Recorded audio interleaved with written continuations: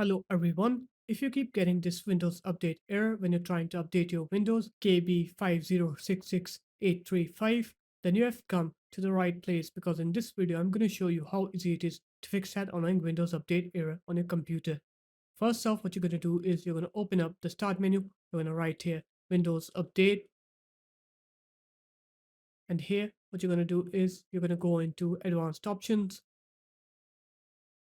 You're going to scroll down and go into Recovery.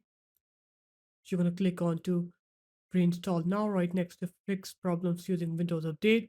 You're going to click OK on here. And once you do that, Windows Update will fix that problem for you. And then what you're going to do is you're going to go ahead and restart your computer once. Once you're done with the restart, then you're going to open up the Start menu again, write Windows Update. And now you can go ahead and check for updates here. And that should fix that issue.